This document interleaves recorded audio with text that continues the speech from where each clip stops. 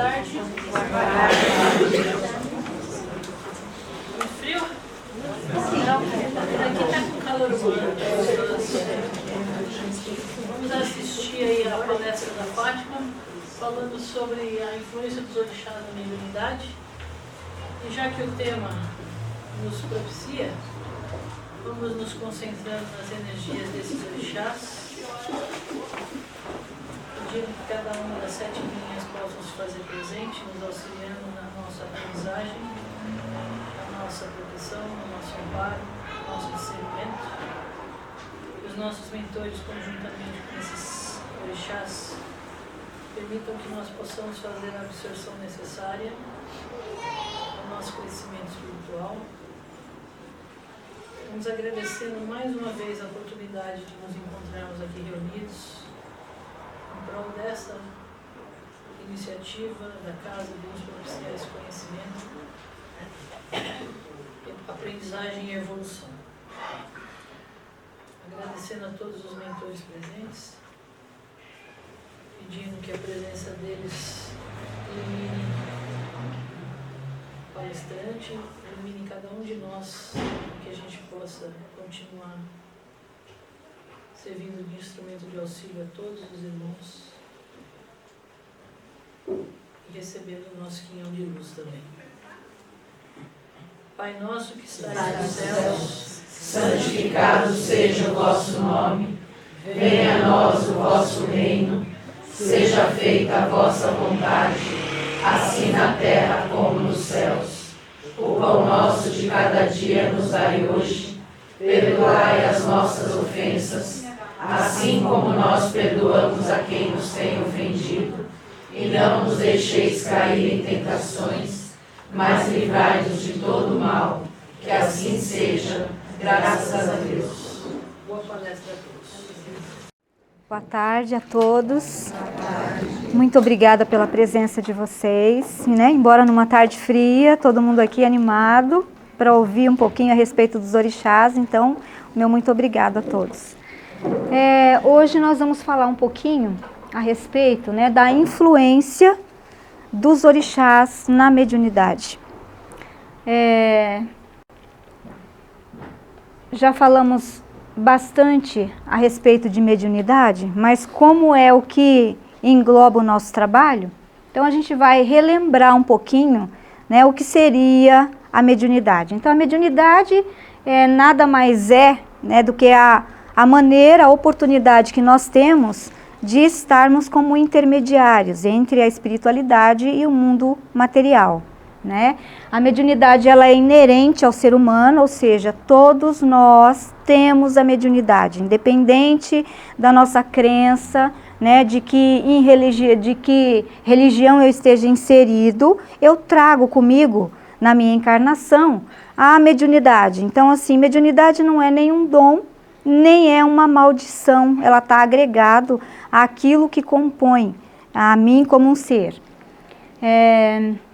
Então ali tem uma breve explicação, né, que a mediunidade é a capacidade que todos nós temos. Então todos nós temos, porém nem todos nós temos ela o quê? Aflorada.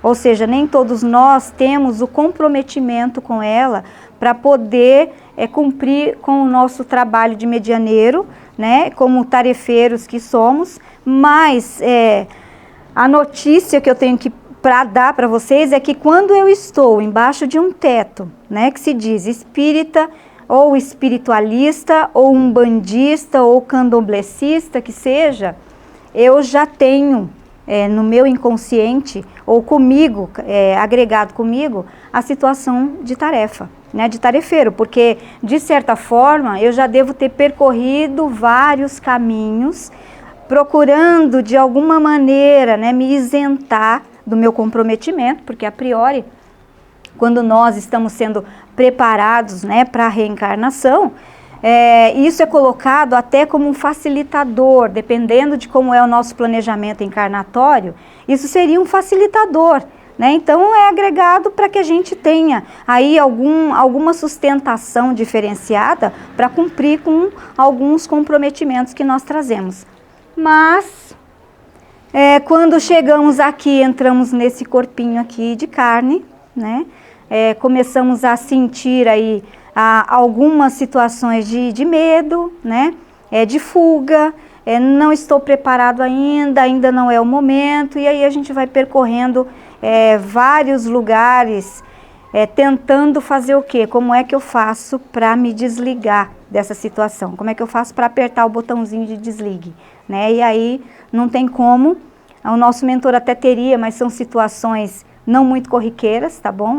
Em casos específicos, especiais mesmo, que ele pode tomar essa decisão de desligar momentaneamente, e não é algo lá muito satisfatório. Então, o ideal é que a gente crie coragem, né? E comece desde que aquilo venha para nós, que aflore em nós, que a gente tome coragem e que coloque o pezinho na estrada e que vá lá cumprir com os comprometimentos que tem, né? Então, a mediunidade é essa oportunidade que nós recebemos. Quando nós temos a mediunidade não aflorada, não significa que eu não tenha um comprometimento, significa que eu ainda não tenho, talvez, né, o preparo, ou que ainda não tenha, não esteja na hora apropriada para que eu comece lá a cumprir com o meu comprometimento kármico, com a minha história, né, com relação à mediunidade. Mas em algum momento das minhas encarnações, essa situação vai despertar em mim.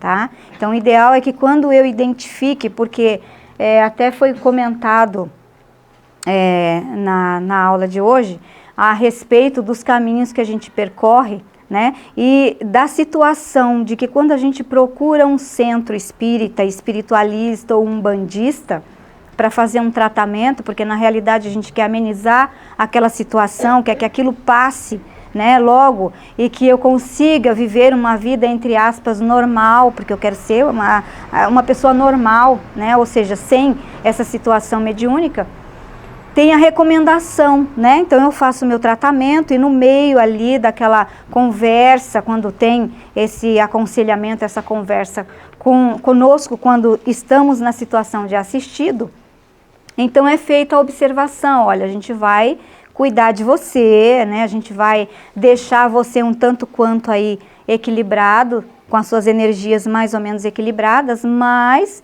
você é médium, né? E é médium tarefeiro e precisa trabalhar.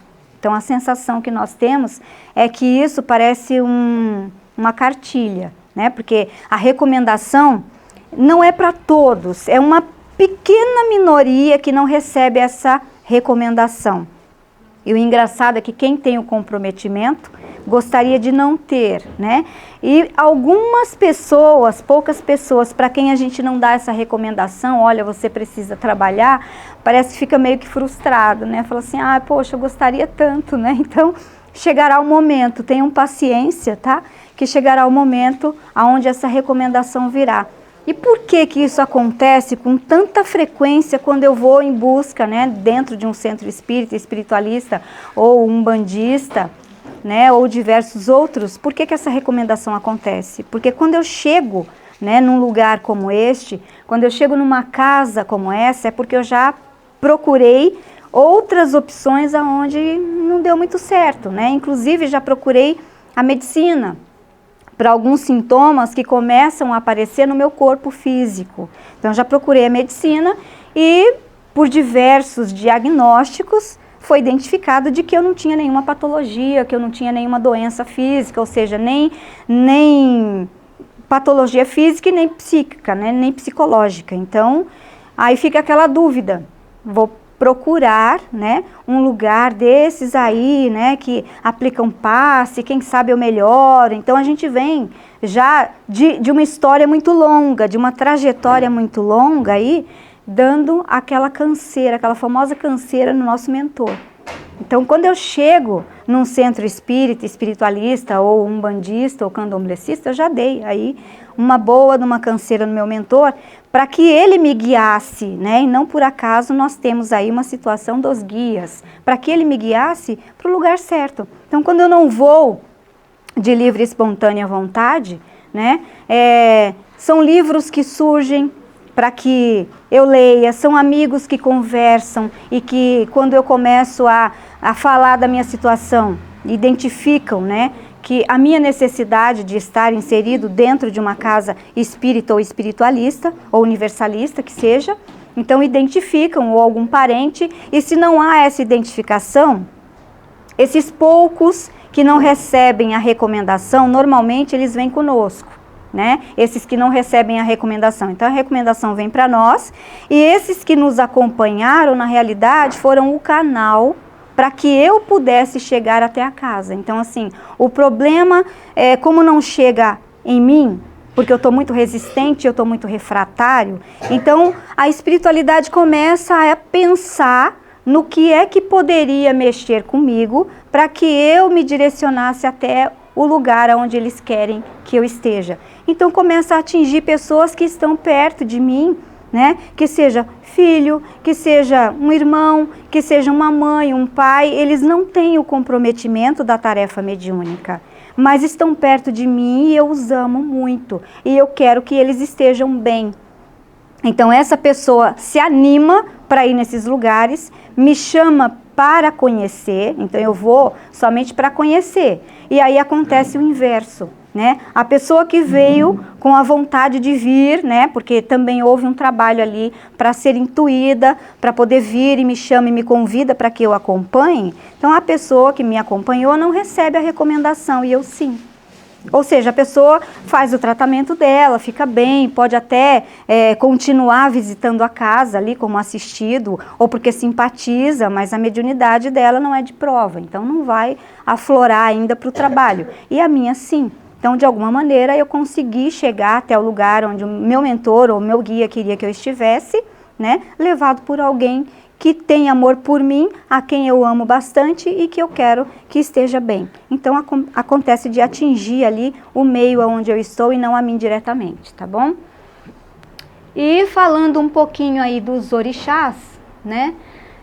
Os orixás, em outras oportunidades que nós já tivemos, ou em algumas aulas, né, que acontecem aqui mesmo, no curso de desenvolvimento mediúnico ou de apometria, acaba que nós já sabemos que eles são o quê? Energias, né? Então os orixás, eles não são seres, eles são energias, e dentro desses reinos de energia, aí sim nós temos os espíritos, né, que trabalham com a nomenclatura desses reinos dos orixás.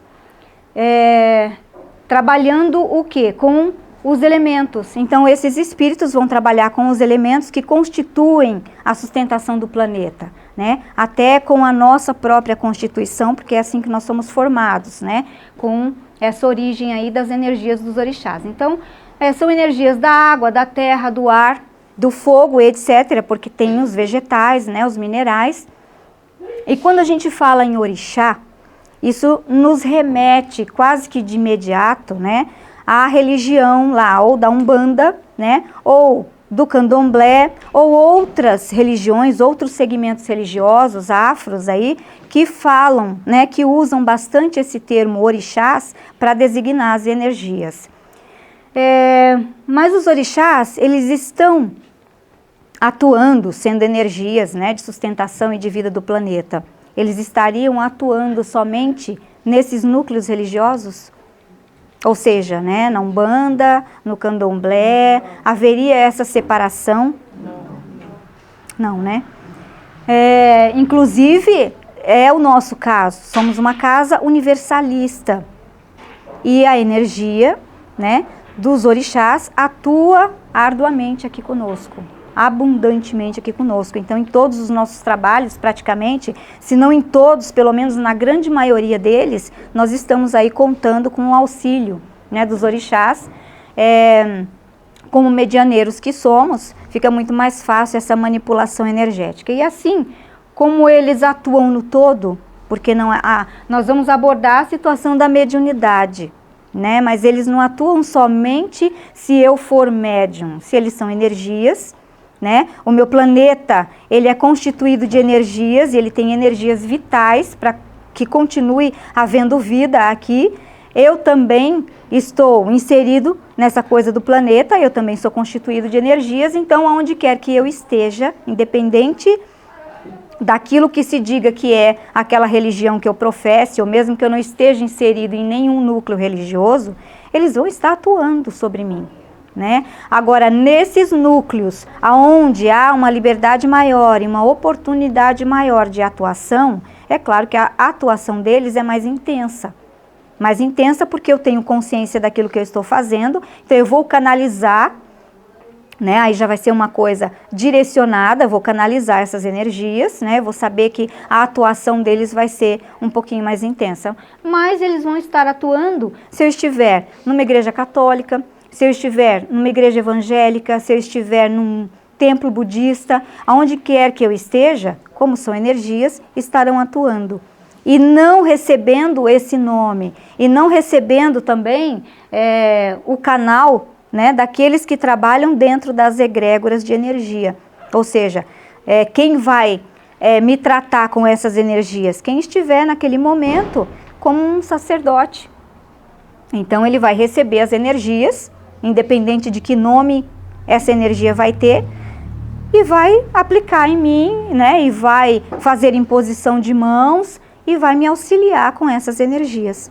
Porque é a energia do sol, é a energia da água, é a energia da chuva, né? É a energia de Deus, né? Então são o quê? As qualidades de Deus manifestadas no universo. Então é isso que são aí os orixás. Tem uma definição, né, para eles, e numa outra oportunidade nós inclusive já falamos a respeito dessa definição, né, que é de conhecimento de umbandistas, né, e de quem atua no candomblé, com uma intensidade maior do que aquele que não está inserido no meio, ou numa casa universalista. Então, o orixá, ele significa o quê? O ori, que significa coroa, né, e o chá, que significa luz. O que seria em nós, né, seres encarnados, a nossa coroa? Essa parte aqui de cima da nossa cabeça, né, do alto da nossa cabeça, é considerado a coroa. Inclusive há todo um cuidado quando o médium começa a trabalhar, que seja na Umbanda, né, que seja no Candomblé, há todo um cuidado com essa região aqui da cabeça, porque é onde está a nossa glândula pineal. E a nossa glândula pineal é a grande atuante aí nessa situação da nossa mediunidade aflorada, né? Outras religiões, não sei se já foi observada por alguns de vocês, né? Outras religiões tomam esse mesmo cuidado dessa proteção, né? Então, na igreja católica, por exemplo, temos ali alguns sacerdotes que usam, né, uma proteção aqui quando estão atuando em alguma cerimônia. Tem aí os nossos irmãos judeus também que tem o kippá, né, que usa também fazendo essa cobertura. Então, há um significado para isso. Essa parte, essa região aqui da nossa cabeça, né, que é considerada a nossa coroa, é onde tem o nosso chakra coronário. E é esse chakra que ele vai absorvendo aí essas energias do mais alto. Ou seja, essas energias que são emanadas por esses que nós, né, chamamos de orixás dos reinos, né? E é por onde nós absorvemos. Então, já foi falado também a respeito dessa situação de chakras, que é onde nós temos a absorção e a expulsão de energias, né? Então, tem a absorção da energia salutar, né? Da energia da saúde, daquilo que precisa alimentar o nosso corpo, para que a gente permaneça aí com vitalidade, e as energias não tão boas assim, que são expelidas como se fosse o movimento da respiração, né? Então a gente respira, inala o prana, e quando a gente expira, coloca para fora aquilo que já não está mais tão salutar assim. É esse movimento que faz também o nosso chakra, quando precisa fazer a absorção, né, das energias, então, do todo, para poder nos revitalizar. Então, já falamos aí do significado, né, e então a palavra orixá significa coroa iluminada ou espírito de luz. Então, os espíritos que trazem para nós essa coisa da energia da vida. Existem algumas lendas, né, e nós devemos respeitar, porque cada um tem o seu entendimento a respeito do que seria o orixá. Então não importa qual é a designação que eu vou dar, porque para eles o nome não importa. Se eu vou chamar de orixá, de energia prânica, né, de vibração, para eles não importa. Então, o que importa é que eu sabendo, eu tendo essas informações, o que é que eu vou fazer com essa energia e o que é que eu vou fazer com a minha mediunidade. Porque uma coisa é eu saber, é eu receber a informação. Outra coisa é eu atuar. Como é que eu vou botar em prática isso tudo que eu sei? Então, assim, não dá pra gente apontar e dizer, não, isso aqui é verdade. É isso aqui que é a designação certa para o meu entendimento, para o entendimento do outro não é. Então, qual é o facilitador que vai fazer com que aquele ser ou aquela outra pessoa entenda e comece a trabalhar e comece a manusear a energia, né? Isso não tem muita relevância. O importante é que eu saiba aí para que eles servem dentro de um tratamento, né, de equilíbrio, como é que eles vão atuar. Então, temos na linha de Umbanda, né, ou do Candomblé, os orixás básicos, né? E por que básicos? Porque existem outros, mas para ficar mais fácil para o nosso entendimento, para o nosso conhecimento e para a nossa atuação, então tem os básicos que são quem? Oxóssi, Ogum, Xangô, Omulu, Inhaçã, Iemanjá e Oxum. Então há uma hierarquia mesmo nesse conjunto aí de energias. E nós temos os orixás superior. Por que superior? Por essa coisa de hierarquia. Então temos o Oxalá, que é sincretizado com Jesus, e Nanã, que é sincretizada com quem? A avó de Jesus, Santana.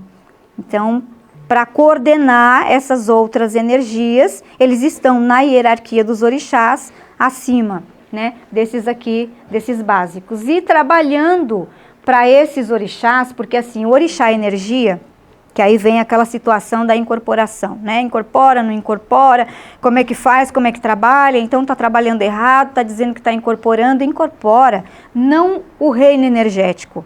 Quem incorpora é um espírito, né, que trabalha para fazer a canalização desse reino, que na literatura de Ramatiz, a gente encontra a nomenclatura para esse espírito como um caboclo. Aí gera uma outra confusão, porque assim, na Umbanda ou no Candomblé, caboclo é o caboclo, o índio que vem, né, que trabalha, mas é o nome somente. Então, para ficar mais fácil, os guias que trabalham, né, ou seja, os espíritos que trabalham, denominando, né, dando esse nome aí desses orixás, eles podem incorporar, para facilitar para nós, inclusive, a canalização dessa energia que é dos reinos, que é da natureza, né? Porque como nós ainda não somos seres lá muito evoluídos, né? Embora tenhamos aí essa tal de mediunidade, para que a gente consiga galgar um caminho satisfatório de absorver a energia deles com uma facilidade maior, então precisamos aí fazer algumas reformas, né? No nosso comportamento, na nossa moral. Então, enquanto estamos no caminho, existem o quê? Os guias, os espíritos, né? Os caboclos que podem nos auxiliar, então, nessa tarefa da canalização energética para que o nosso trabalho espiritual seja satisfatório. Então, tem os caboclos, né, no caso, que trazem, né, no caso, o nome dos reinos, que trazem o nome de orixás. Então, incorporam-se lá as Iemanjás, né, as Inhaçãs, Oguns, Xangôs, nos centros, para fazer o que? A equalização energética ali, a limpeza, a preparação para as outras giras, para que haja o que? O trabalho dos outros que são os guias. Aí esses sim, não trazem nome dos reinos, trazem os nomes, né, que eles têm, como, por exemplo, Caboclo Pena Branca, Caboclo Pena Verde, Caboclo Lua Nova, ou Preto Velho, Pai Joaquim, né, ou Vovó Maria Conga. Então, assim, tem aí os nomes, não trazem mais o nome dos orixás, sendo que cada um deles vai trabalhar dentro de um reino desse, porque vão trabalhar com os elementos da natureza, né? Então, eles vão trazer os nomes que eles têm, só que trabalhando aí, auxiliando a canalização desses reinos dos orixás. Numa outra oportunidade nós falamos a respeito da atuação, né, de cada um deles, como é que é desenvolvido, né, como é que é feito o trabalho nos nossos atendimentos aqui nessa casa. Então a manifestação deles acontece nos nossos trabalhos, embora seja uma casa universalista, porém de uma maneira mais sutil, né? Não com a mesma intensidade, com a mesma liberdade que acontece num terreiro de Umbanda, né? Ou lá num barracão de Candomblé, enfim, a manifestação é diferente. Inclusive, no Candomblé, o tratamento para orixás é diferenciado da Umbanda. Então, nós não vamos entrar nesse mérito, enfim, porque é a compreensão que eles têm, né? Assim como os orixás não dão aconselhamento nem consulta na Umbanda, eles são silenciosos, vêm, fazem o trabalho dele de equalização energética e voltam para o reino, né? Não dão consultas nem aconselhamentos. Quem faz esse trabalho são os guias, os caboclos, pretos velhos, né? Os herês, enfim. No Candomblé também eles não se comunicam, né? O comunicante do orixá no Candomblé é o herê. Então, há aí um outro entendimento, mas atuam trabalhando da mesma maneira. Para eles não importa como é a nossa compreensão e como é que nós vamos chamá-los, eles vão atuar, né, independente de como é a compreensão. A nossa casa, ela é ramatiziana, universalista, mas o mentor da casa é Ramatiz. Então, temos as 7 linhas da Umbanda, com aqueles orixás básicos, né, que eu mostrei ali para vocês, mas aqui nos nossos trabalhos há a inclusão de Iori e Iorimá. E aí o que seria, né? Porque aí lá nas linhas tem lá Oxóssi, Ogum e tal, e a gente vai falar depois dos tronos, mas aqui entra Iori e Iorimá. Iori e Iorimá são ancestrais, são orixás ancestrais, tá? Muito antigos, são os primeiros orixás.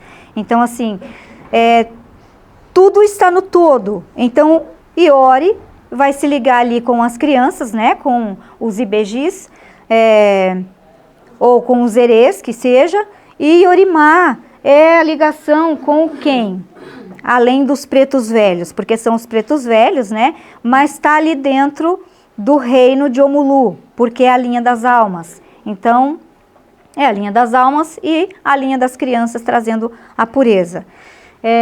Nós adotamos esses termos, né, Iori e Iorimá, inclusive para fazer a harmonização dos chakras da maioria dos assistidos, se não em todos, por conta de Ramatiz ter mantido esses orixás ancestrais dentro da literatura dele. Ramatiz recebeu a incumbência, né, lá no plano astral, de trazer o conhecimento do Umbandã aqui para o Ocidente, né? Então, do Oriente para o Ocidente. Temos na linha de Umbanda a linha do Oriente também, como linha auxiliar.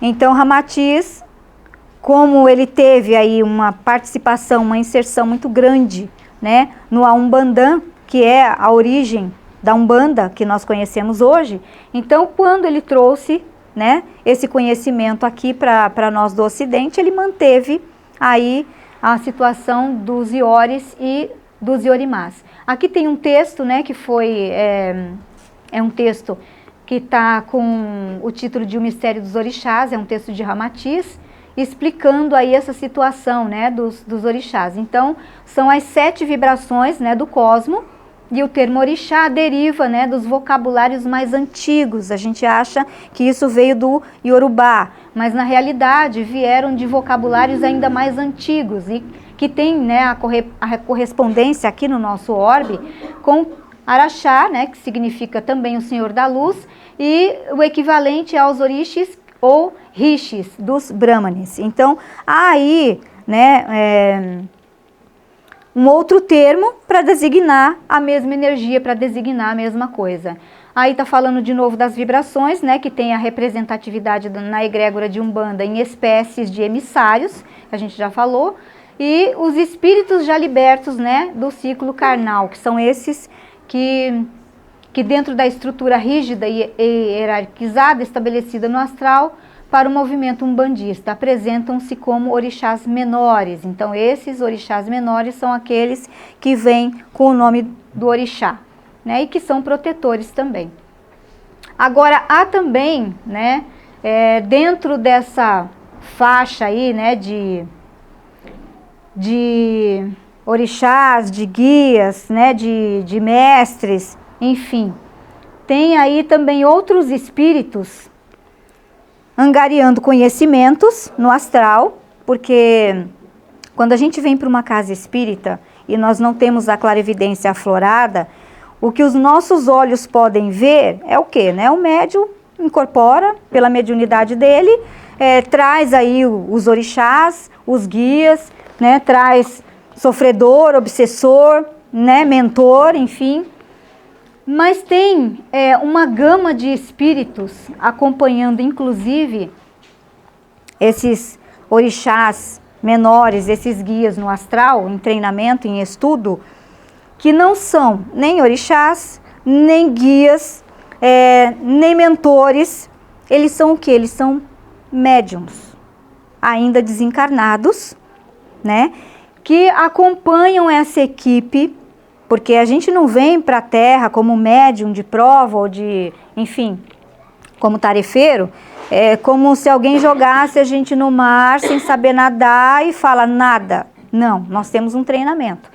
Então, acompanhando esse pessoal, essa equipe, tem aqueles que serão os médiums tarefeiros, ou seja, nós, né, antes de reencarnar, vamos acompanhando para a gente sentir como é que é a situação de ser médium. E como é que é esse acompanhamento? De quando em quando esses espíritos ou esses seres frequentam, né? Vão frequentar os centros espíritas ou espiritualistas ou umbandistas ou candomblecistas que nós trabalhamos. Tá? Então eles vão com essa equipe, não vão atuar diretamente e vão observar o trabalho. Então, por aí a gente já começa a perceber a responsabilidade que nós temos, porque eles vêm para observar como vai ser o trabalho quando eles reencarnarem como médiums, né, em auxílio a quem está aqui encarnado e que não vai ter a mesma tarefa que eles terão.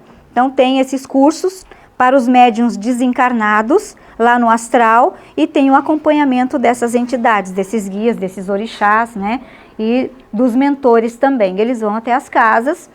E como é que é o trabalho prático desses médiuns? Enquanto nós estamos ali atuando no nosso trabalho, é colocado atrás de cada médium, de preferência aquele que incorpora, né, ou aquele que dá passividade, é colocado um desses médiuns desencarnados, ou seja, então nós não incorporamos somente guias, ou obsessores, ou sofredores.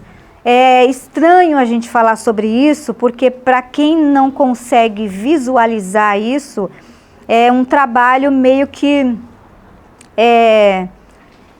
custa para que a gente consiga entender e acreditar. Mas aí é colocado atrás de cada médium, né, atuante, um desses médiums desencarnados. Para quê? Para que ele tenha a aula prática dele. Aí vem a situação da incorporação. Então, muitas vezes o médium, ele não vai incorporar nenhum guia, nenhum mentor, nenhum sofredor, nem nenhuma outra entidade vai incorporar esse médium. Primeiro, para o médium ter acesso e facilidade, ou seja, incorporar, ele vai sentir a vibração desse médium, né? E vai ser uma incorporação meio que dupla. Assim como a gente pede, né, para quando tem que fazer um resgate, um médium fazer uma incorporação dupla, ele incorpora uma entidade aguerrida, né, e em seguida a gente pede para sobrepor, né, um guia dele para poder auxiliá-lo ali naquela incorporação. Então é mais complexo. O médium vai dar acesso a esse médium desencarnado, porque ele precisa treinar o trabalho dele, né? E em seguida vem um desses acompanhantes aí, ou seja, um desses guias ou mentores ligados a essas esferas de energia para auxiliar esse aluno que vem para fazer a aula prática dele nos centros aonde a gente trabalha, tá? Então, assim, na maioria das vezes, os exemplos que nós damos é de como não se deve trabalhar, né?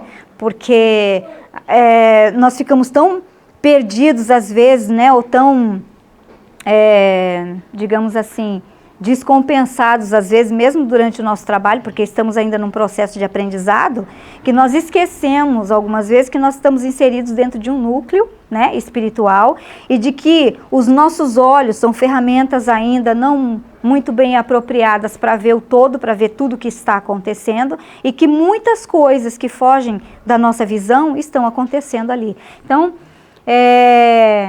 isso acontece, tá? No plano astral, esse treinamento de médiuns desencarnados conosco que estamos encarnados já com a nossa tarefa andando aí, para que eles saibam como é que vai ser quando eles reencarnarem para cumprirem as suas provas, tá bom?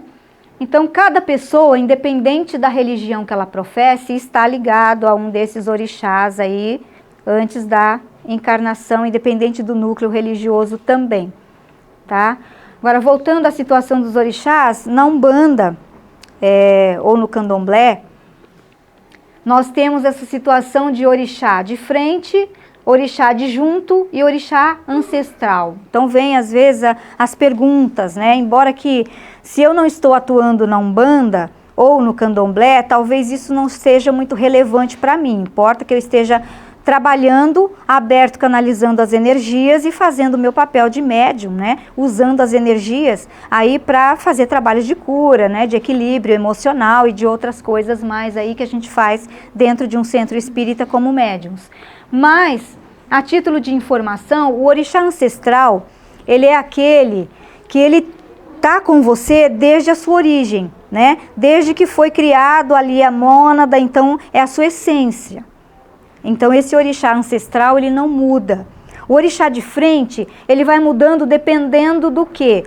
Do meu planejamento encarnatório. Então, de encarnação para encarnação, muda o meu orixá de frente. O meu orixá de frente, ele mostra as minhas características, né? Então, por isso que a gente, quando lê a descrição de um orixá, a gente se identifica ali com algumas características que são próprias daquele orixá. Então, o meu orixá de frente, que veio, né, para trabalhar comigo, ele vai mostrar ali as minhas características, porque nas minhas atitudes eu vou estar mostrando isso. O meu orixá adjunto não, tá? Ele é aquele que esconde, que somente eu sei, porque o orixá de frente, ele atua aqui, nesse chakra, adjunto, ele atua aqui, né? Ele faz o par, né? Um para poder fazer o médium andar e o outro para apaziguar um pouquinho as emoções do médium, mas o adjunto, ele trabalha muito a minha emoção, aquilo que eu não demonstro, aquilo que eu sinto, né? Que faz parte do meu emocional, mas que eu não demonstro para todo mundo, só em determinadas situações e ocasiões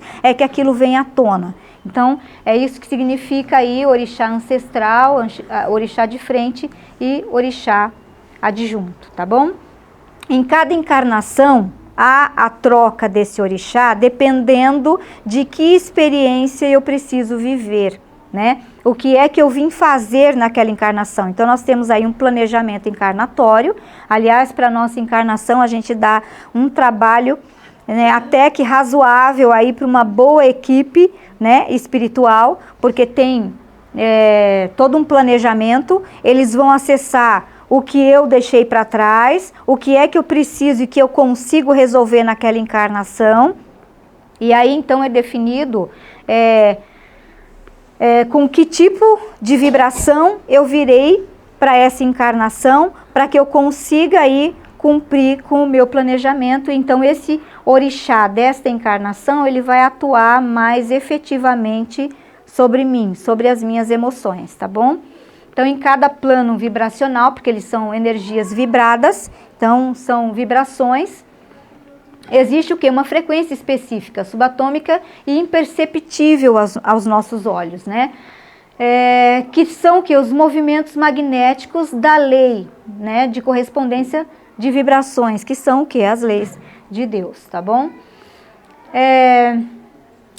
Essas vibrações, nós vamos sentir elas mais atuantes nos nossos centros de força, ou seja, independente de onde eu estiver, de que religião eu estiver, eu vou ter chakra, tá? Porque isso faz parte da minha constituição. Chakras são os centros de força, que a gente já falou, de absorção e de expulsão de energias. Então, através dos meus chakras, eu vou me alimentar dessas energias. Se eu estiver, né, moralmente equilibrado, né, psicologicamente equilibrado, que não é o caso quando aflora a minha mediunidade, que eu não tenho informação, eu vou conseguir absorver uma quantidade muito maior dessas energias salutares através dos meus chakras, né, que são aquelas rodas que fazem esse movimento, né, para absorver e para expelir as energias. Então, quando eu não estou com os meus chakras absorvendo a energia adequada, o que acontece? Aí acontece o tratamento energético, né? A aproximação, então, dessas energias dos orixás, e nós, como médiums, né, que atendemos aqui os assistidos, nós, junto com os nossos mentores, junto com os nossos guias, né, e com esses orixás que têm a capacidade da incorporação, né, ou a flexibilidade da incorporação, que não são os reinos, aí nós vamos atuando nessa equalização energética, limpando os chakras, e o que vai determinar se o meu chakra está adequado e limpo, absorvendo energia correta ou não, são o quê? As minhas atitudes, né, as minhas emoções, o que eu faço no meu dia a dia, e aí esses guias ou esses orixás vão me ajudar nessa situação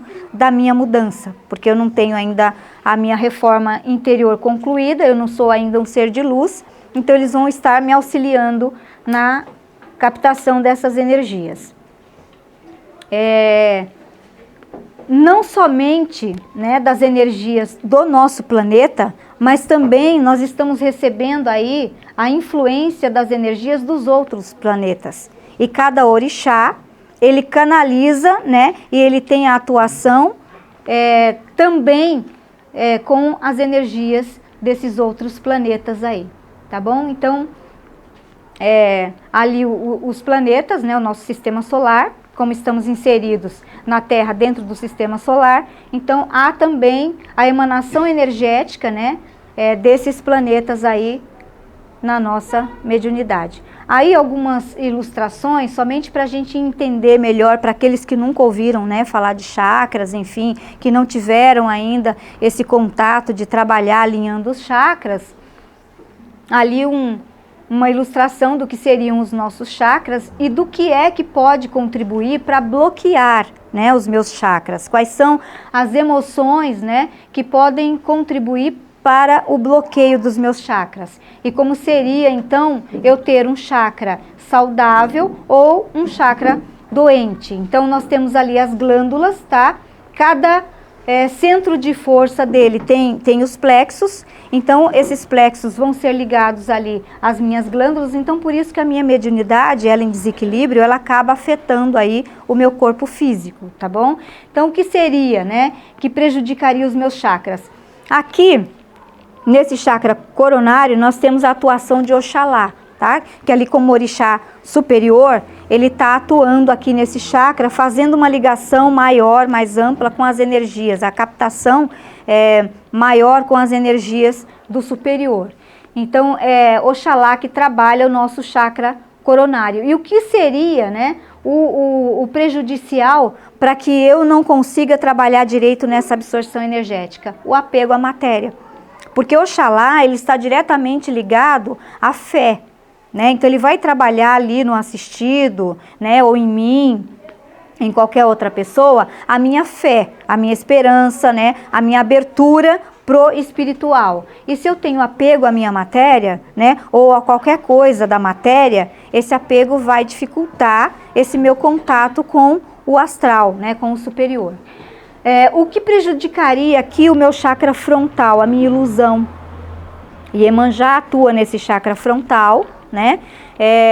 Trazendo também as realidades espirituais. Por esse chakra é onde nós nos conectamos com uma facilidade maior com os nossos mentores. É pelo chakra frontal. Então, se eu sou uma pessoa que tem muita ilusão, eu estou preso à matéria, porque a matéria é ilusão, e isso, né, essa coisa da ilusão vai dificultar então o meu acesso, a minha absorção dessas energias mais salutares aí de ligação com os meus mentores.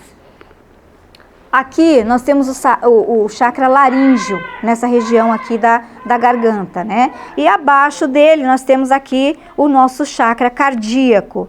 Então, a atuação nesse chakra laríngeo é com os iores, né? Que são quem? As crianças. Trazendo o quê? A pureza, né? Tirando de nós o conflito. Porque esse chakra aqui é o que sofre um conflito maior. Porque ele está aqui, né, entre a minha razão e o meu coração, o meu sentimento. Então, às vezes fica meio comprometido também, e o que facilita ainda mais esse meu comprometimento com esse chakra é a mentira, né? Toda vez que você vai contar alguma coisa que não seja muito verdadeiro, não dá aquele engasgo às vezes, né? Você não sabe por onde começa, engasgou. Tem pessoas que, conhecendo o seu comportamento, já sabem que é mentira. Né? Então, o que é o engasgo? Eu estou no conflito, será que eu falo, né, o que é certo, vou pela minha razão? Ou será que para não machucar, eu vou pelo meu sentimento, pelo meu coração, e aí eu invento alguma coisa, alguma mentira, né, para mim poder falar isso que eu tenho que falar? Ou aquela coisa de engolir, né, vou engolindo, não vou falando nada, a história do engolir o sapo.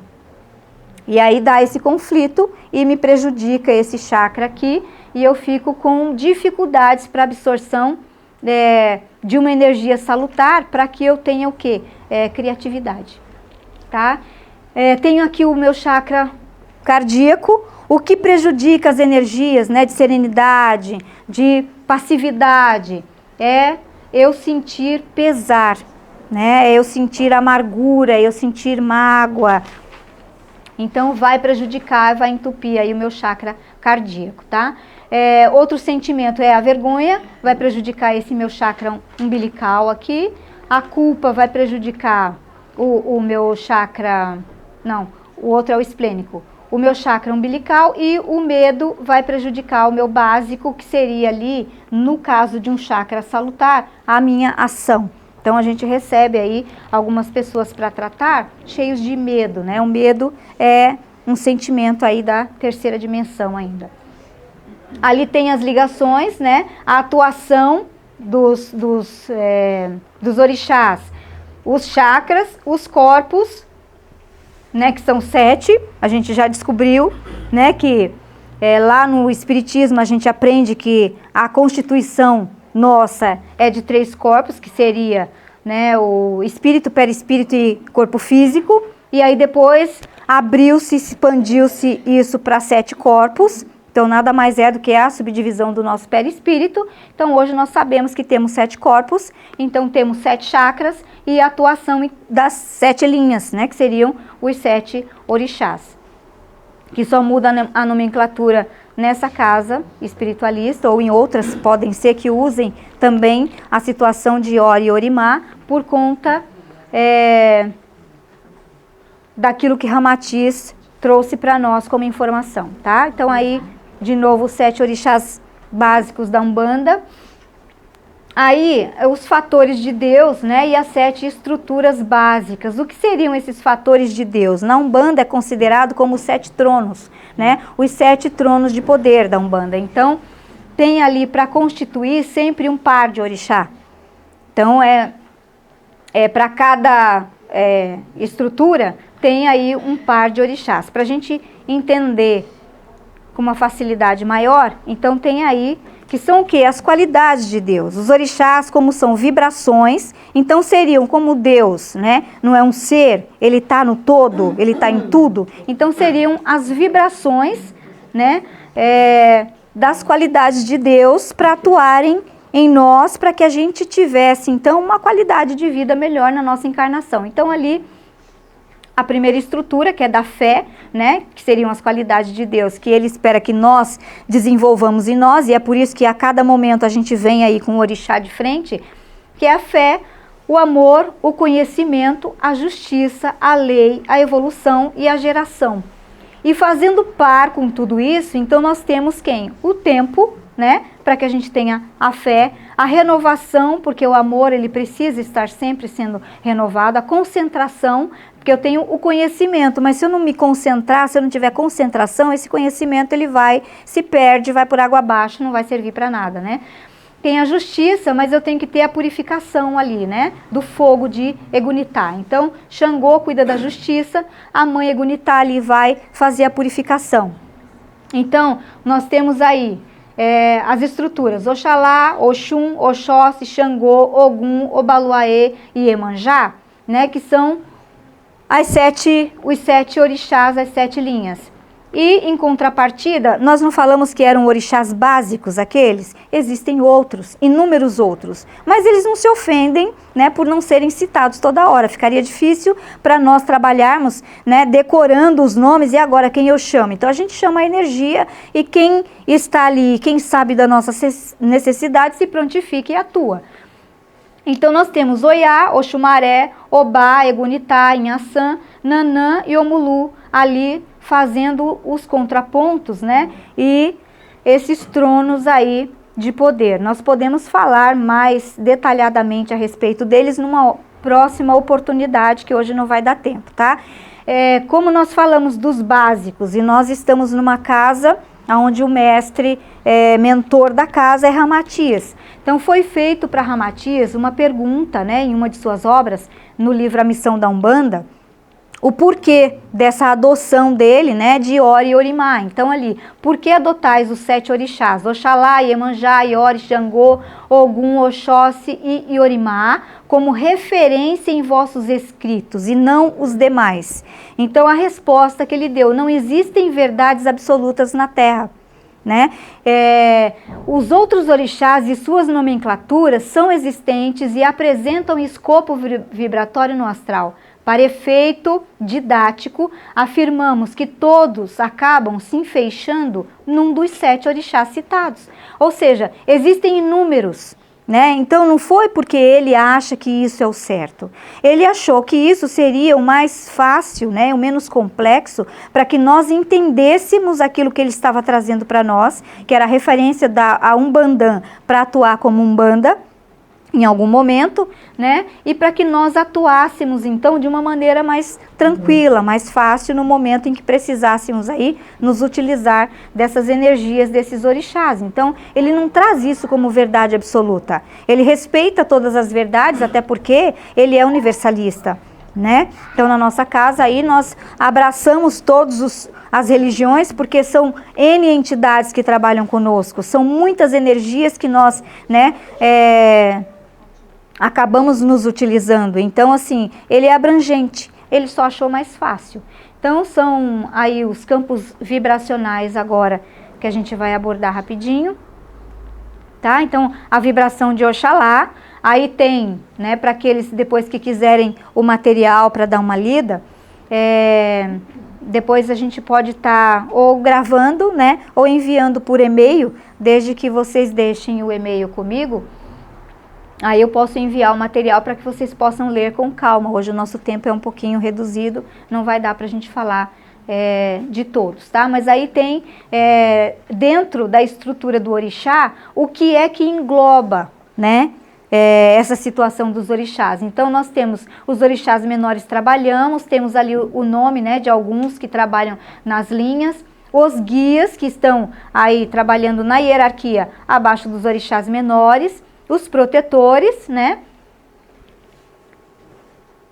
para nos auxiliar. E aí, os planetas ou satélites, né, ou astros, que regem cada vibração de cada orixá. Então, no caso de Oxalá, seria a vibração do Sol, né? O Sol, de todas as energias, é essencial para a vida, porque sem a energia do Sol não tem fotossíntese, não tem vida vegetal, não tem vida animal, não tem vida hominal. Então, assim, precisa da energia do Sol. Agora, sempre com aquele equilíbrio. Mesmo a energia salutar em demasia prejudica. E é por isso que eles trabalham aí cruzando energias para que haja o equilíbrio no planeta, né? Para que todos atuem e para que nós possamos, então, nos beneficiar dessas energias. Então, o Sol é uma das principais energias, assim como também o ar, né? Porque pela respiração nós absorvemos, a gente já falou aí rapidamente, absorvemos,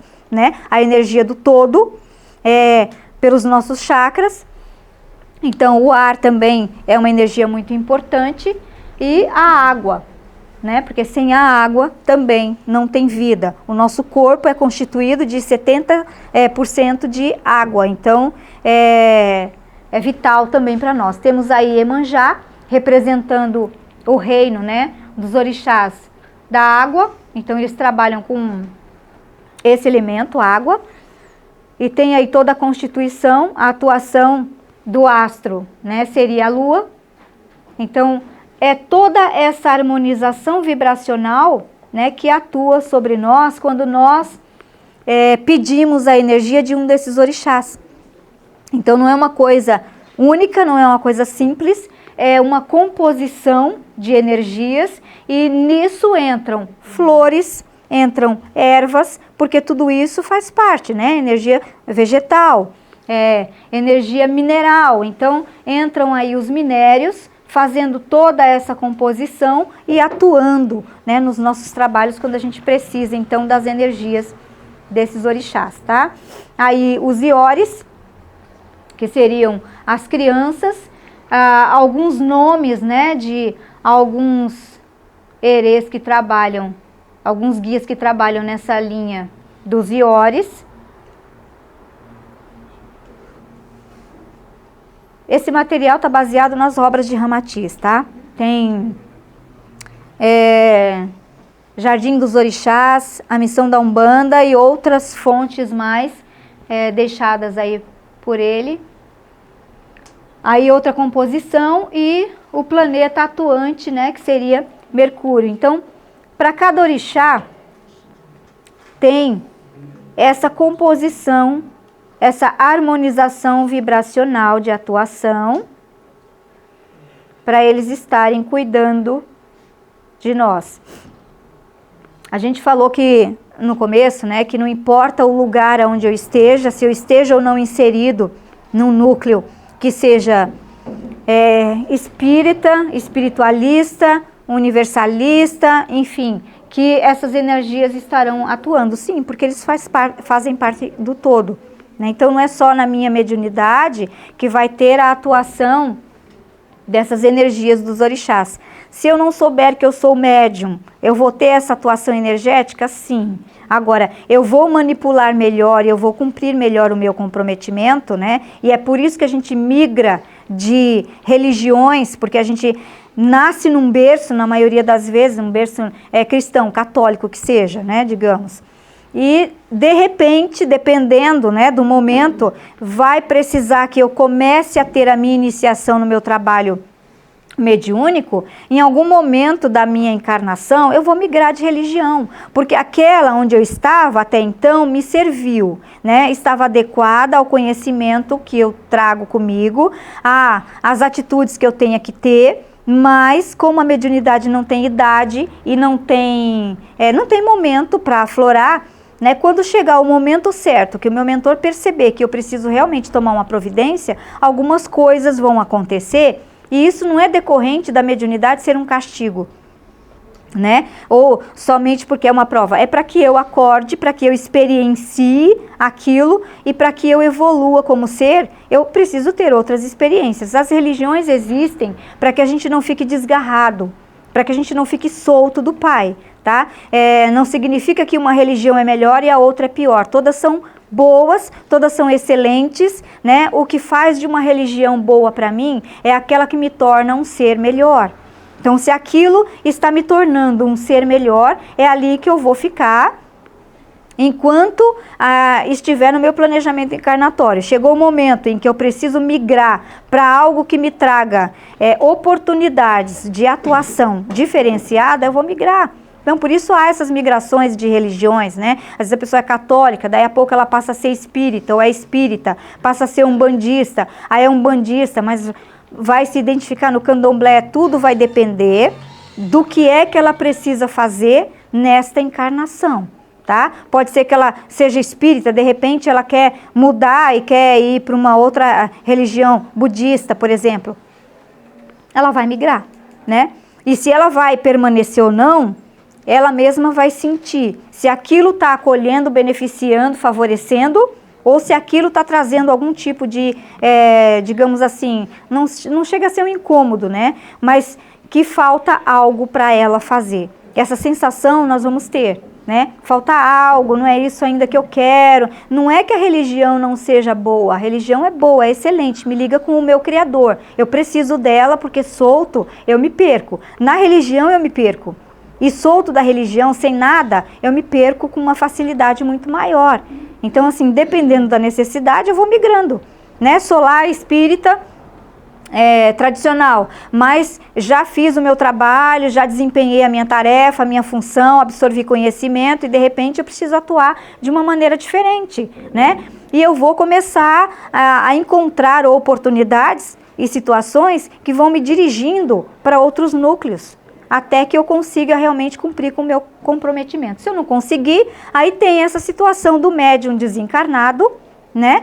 Que vai ter uma outra oportunidade de encarnação como médium e vai ter os treinamentos dele lá no plano espiritual e também nas visitações aos centros espíritas, porque durante o nosso trabalho, durante as nossas aulas e durante as nossas palestras, né, aquilo que os nossos olhos veem é muito pouco em função de tudo que está acontecendo com a espiritualidade presente.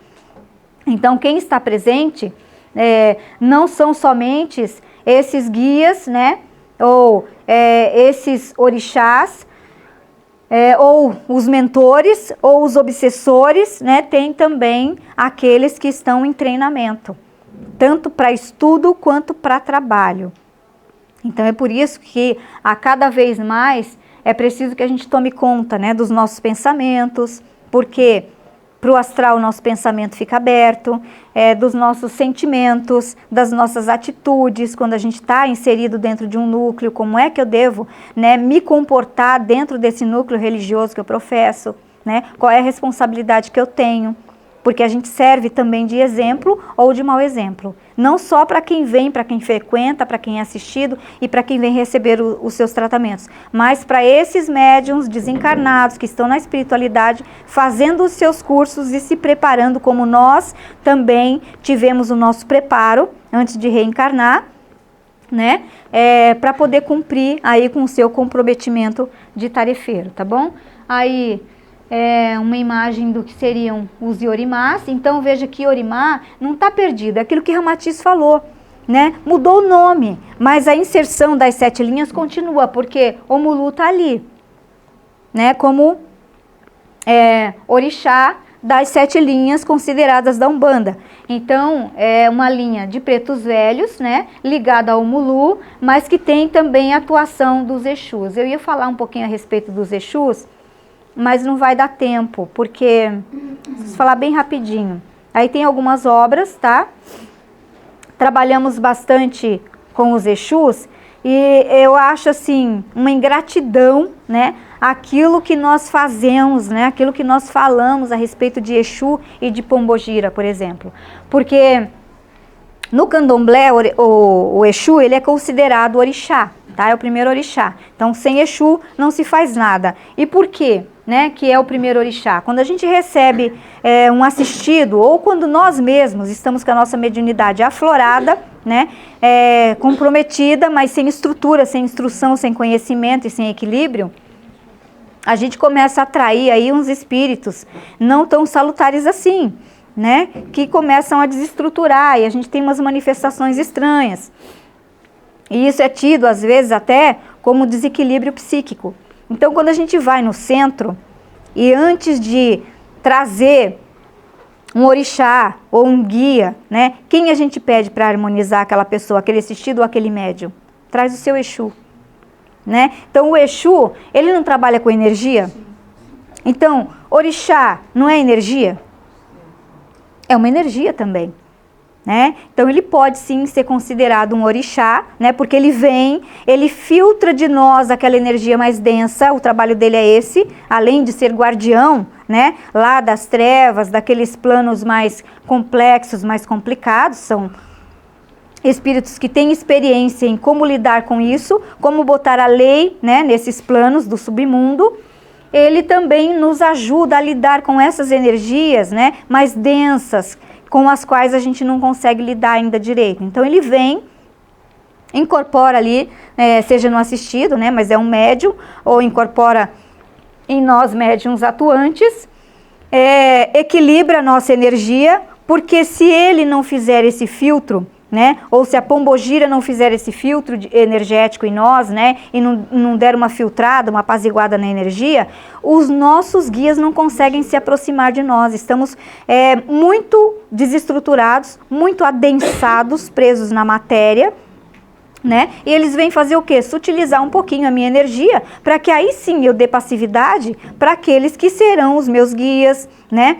Que vão trabalhar comigo. Então o Exu, ele trabalha arduamente conosco. O Exu do Lodo, ele atua bastante, né? Aqui na nossa casa e em outras casas também, porque ele lida bem com esse reino, né, das almas. Então o Exu do Lodo trabalha bastante com o Omulu, né, que é o transmutador de energias, que também trabalha no reino das almas, socorrendo as almas mais complicadas aí no plano espiritual, tá bom? Então temos outros Exus atuantes, quem sabe numa outra oportunidade a gente possa falar um pouquinho mais sobre eles. Eu só achei que seria uma injustiça, né, não tocar aí no nome dos nossos Exus e das nossas pombogiras, como energias que são também,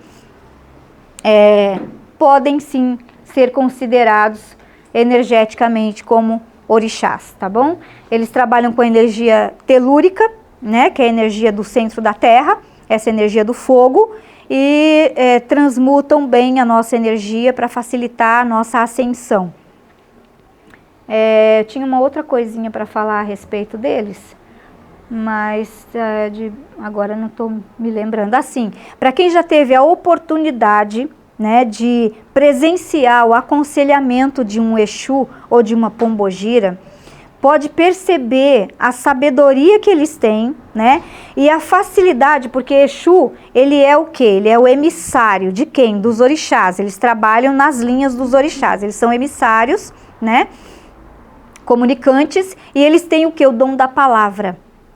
Tanto o Exu quanto a pombogira, pelo conhecimento que eles têm, pela vivência que eles já tiveram, de trabalhar com essa zona mais umbralina, né? Com essa situação mais densa. Então, quando eles vão dar um aconselhamento, é como se eles te dessem um tapa com luva de pelica.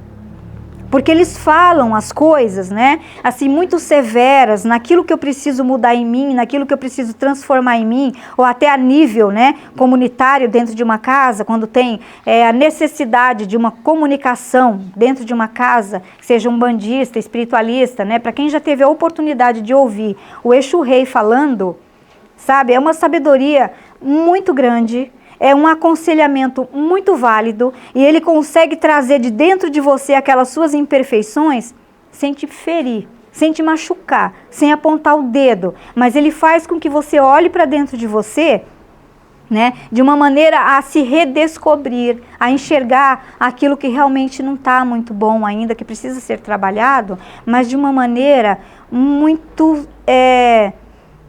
não vou dizer muito sutil, né, e muito amorosa. Porque, por incrível que pareça, né, porque a nossa ligação a priori é sempre ligar Exu com aquela coisa mais pesada, densa e trevosa, né? Eles falam com um amor tão grande que você vai se encolhendo assim até desaparecer, né? Com a sabedoria que eles têm. Então, o Exu é o orixá do quê? Da comunicação, né? Do preparo, para ser o meu intermediário entre mim, entre a coisa, né, do encarnado, com o orixá que está lá no reino, né, mais elevado. Então ele é quem vem primeiro me equalizar, e isso é em qualquer tratamento que a gente vai fazer, que o médium chegue, né, assim,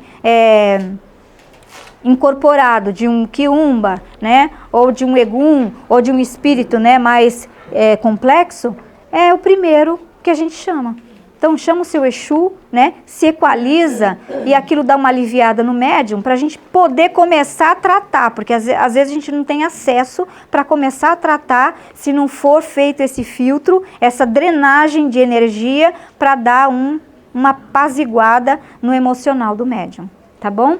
E finalizando aqui, desculpem porque hoje não tem muito tempo para a gente falar mais detalhadamente sobre os orixás, mas tem uma palestra aí que fala mais detalhadamente sobre eles. Por último, só para a gente saber, né, quem são os orixás regentes desse ano que a gente ainda está aí caminhando. Então, Ogum foi até o meio, né, desse ano, que seria julho. Então, Ogum atuou. O Ogum, ele é o cumpridor da lei. Tivemos o ano passado Xangô, né, que determina ali, que ele dá a sentença. Então Xangô sentencia, determina, Ogum cumpre a lei determinada por Xangô. Então Ogum é o cumpridor da lei e Nanã é aquela que tem o controle, né, ali da vida e da morte. Então Nanã cuida da nossa reencarnação e do nosso desencarne. Ela cuida também dos processos obsessivos aí, fazendo a limpeza e a proteção. Então, inclusive, situações de dúvida, quando eu estou muito indeciso, com muitas dúvidas, Nanã atua nessa coisa da decisão pela sabedoria que ela tem, né, pela senilidade, porque ela é considerada a avó, né, dos orixás. Então, ela já tem a sabedoria para poder passar, inclusive, por esses momentos aí de transformação que nós precisamos passar nessa mutação, né, de fase aí do nosso planeta, tá? Então, Nanã vai estar atuando de agora em diante até o final do ano, cuidando. Nanã cuida também das perseguições kármicas, né? Então, dos karmas coletivos e daquelas perseguições mais ferrenhas kármicas. Então, Nanã é que toma conta. Então, ela vai estar atuando aí no decorrer desses finais aí de meses, né? De ano. De agosto, que nós estamos agora, né, até o final do ano vai ser com a atuação de Nanã. E quem tiver interesse em saber um pouquinho mais, né, vai dando uma pesquisada, vai estudando um pouquinho mais a respeito dos orixás, porque a atuação deles é inerente ao lugar onde nós estivermos, né, independente do lugar onde nós estivermos, eles vão estar atuando, porque eles são energias vitais, nós precisamos dessas energias, né? Só que a atuação e a absorção será sempre naqueles lugares onde eu tenha uma liberdade maior, né? Para poder canalizar, para poder chamar, para poder até incorporar. Então vai ser uma intensidade maior, tanto no meu trabalho, né, quanto na minha absorção, se eu estiver num núcleo que me permita isso. Porque em alguns lugares eu vou estar recebendo, mas de uma maneira mais sutil, porque não há a permissão, né, para que haja a atuação direta deles comigo e de mim para com eles, tá bom? Então, era isso que a gente tinha para passar hoje. Muito obrigado pela presença de todos vocês, que Deus abençoe a cada um de nós, que tenhamos aí um decorrer de ano abençoado, protegido e amparado por todos os orixás, em especial por Nanã, né? E que possamos ter aí uma excelente semana, que Jesus nos acompanhe hoje e sempre, tá?